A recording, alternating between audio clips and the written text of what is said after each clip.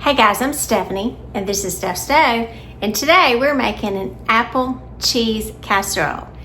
Yummy, and it screams all those wonderful fall flavors. It's just a snap to put together, so let me show you how to do it.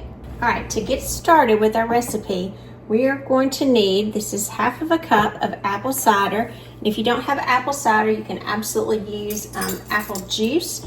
And to that, we are going to add some cornstarch.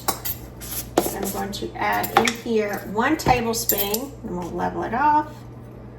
Make sure my measure's level. And we're going to whisk the cornstarch into our apple cider. Now my apple cider is just at room temperature. I'm going to whisk that together. Make sure it's well dissolved. And then we're going to set this to the side. Now we're going to move over to our stock pot. So from our stock pot, you're going to take, and these were 6, I went ahead and cut them up. They've browned just over the last few minutes, but I've cut up a Honeycrisp apple. I sliced it with my slicer, then I peeled it, and then I sliced it in half so we have nice slices. Now this was 6, I would say, kind of small, medium Honeycrisp apples, and it yielded about 5 cups, which is a good measure for this. All right, so I don't have my stove on at this point, it's just in the pot. We're going to get ready to sweeten these up and cook it down just a little bit. We're going to add to it some brown sugar. Make sure your brown sugar is packed. Just smooth it on the sides. It's going to be 1/3 of a cup of packed light brown sugar. Close that back up. And then to our brown sugar mixture here, with our brown sugar and apples, we're going to add just a little bit of lemon juice. This is 1 tablespoon of lemon juice. We need to season it a little bit. So we are going to add to it a little bit of cinnamon. Cinnamon, this one is new. I thought I grabbed the one that I'd already had open, but apparently I did not.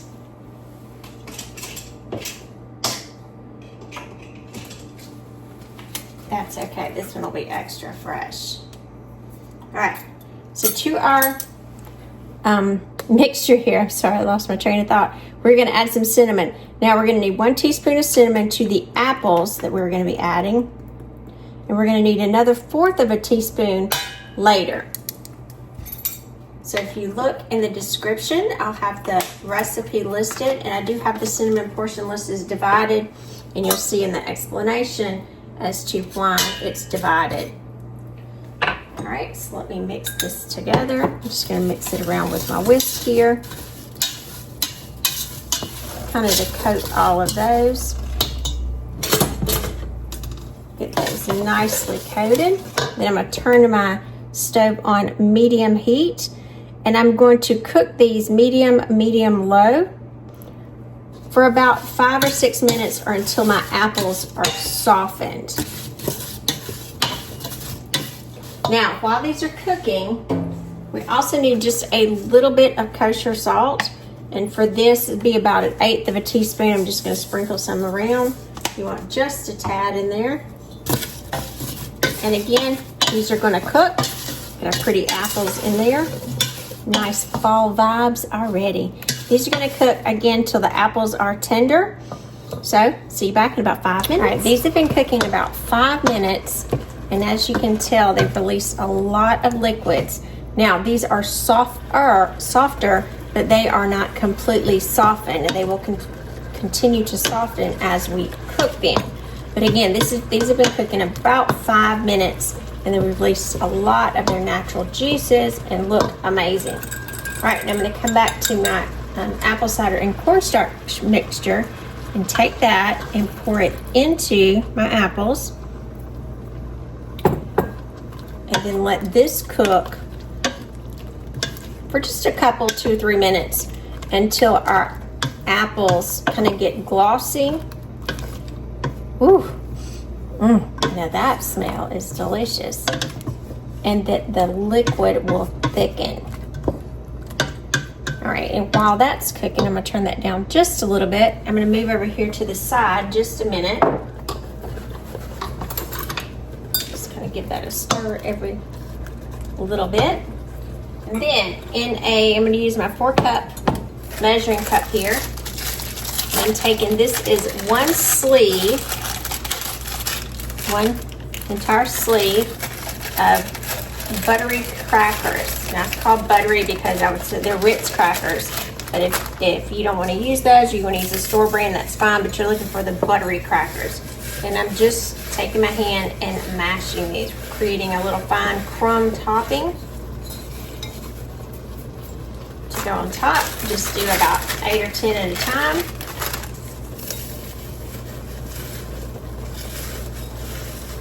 So I'm just mashing them with one hand, kind of holding them tight with the other hand.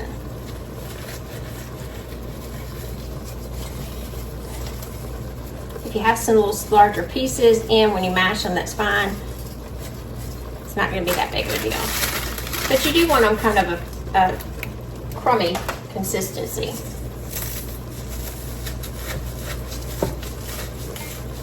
You could do this in a food processor, but it's just as easy to do something like this by hand. It's not that many, and it doesn't take any time to do it by hand.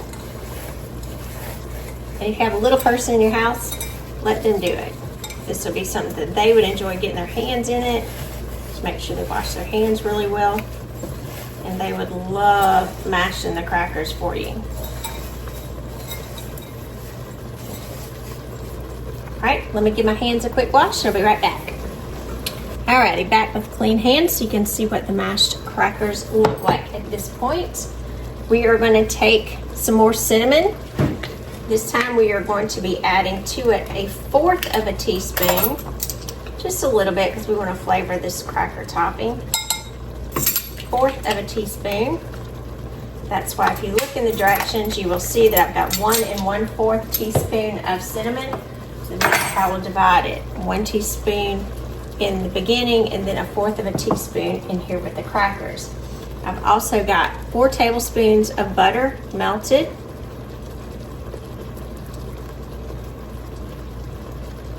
And now we're going to mix this mixture up. And you just want this mixed until it's well combined.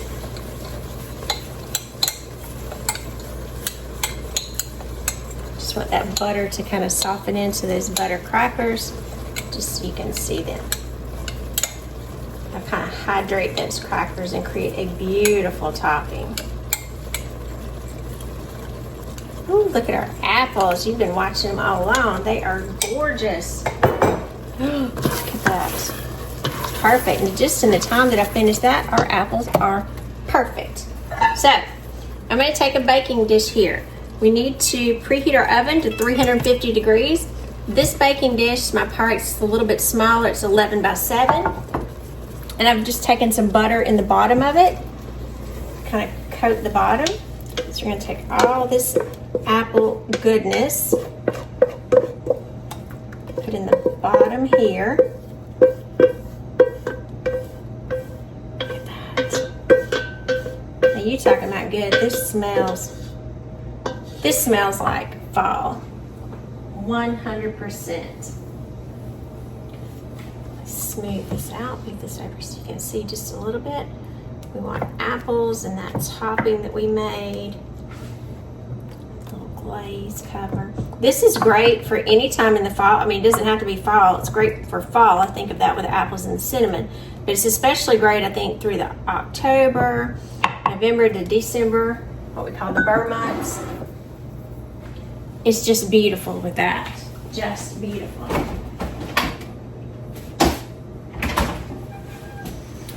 Now, I had to step over to the refrigerator just for a minute because my shredded cheese I had in the refrigerator. This is 1 cup of shredded cheese that I shredded fresh. So 1 cup will be 4 ounces of a cheese block for you to shred. Now I'm going to put the cheese. Some of y'all going, oh, apples and cheese. Yes. Right over the top here. I want to evenly distribute this. Get all that goodness in there.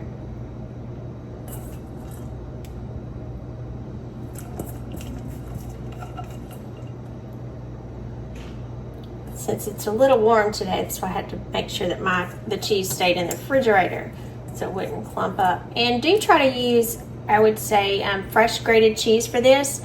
If you use the cheese that's already grated, and I've said this a lot, it does have additives to it that prevents it from sticking together. And it's usually like a flour or cornstarch, some kind of additive that they put on it just to kind of separate it. While that's pretty in the package, that doesn't allow it to melt well. So you will see a huge difference if you melt your own cheese. Huge difference. The other one will just be kind of runny. Now our crumb topping that we have, yeah, here we go. It's going right on top, and I'm just gonna mound this in the center, and then I'm gonna even it out with my hand. Kind of move it to side.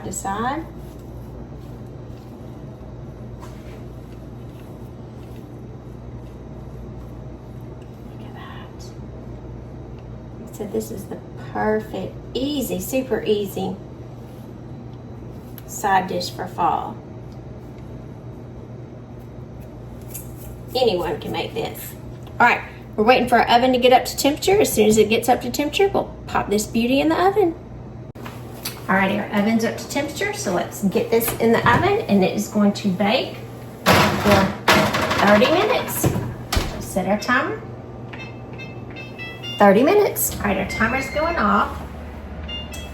This, look at this. It has been baking for 30 minutes, and it smells like fall in here. Look at that. Can you see the edges just oozing and gooey? Beautiful, beautiful, beautiful. Let's get close and look at this gorgeous, gorgeous casserole. Look at that. Isn't that pretty? It is super, super hot right now, so this does need to cool for a few minutes before that we dive into it and give it a taste. So let's let it cool for about 10 minutes. It'll still be warm when we serve it, and then we'll dive in. See you back in about 10 minutes. I'm Stephanie, and this has been Steph's Stove. For today, we made an apple cheese casserole. Look at that. There's apples and that cheese just melts into it. Look at that. It smells like fall.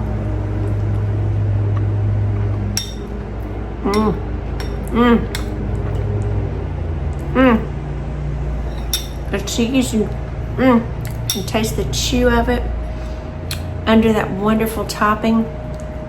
That apple's warm.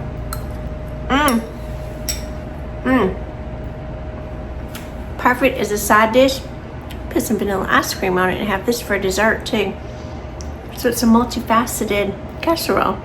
Just delicious. So remember, give us a thumbs up. Click that subscribe button for more great content like this. Steph's Stove, we're making memories, one dish at a time. Thanks for watching, guys. Have a wonderful day.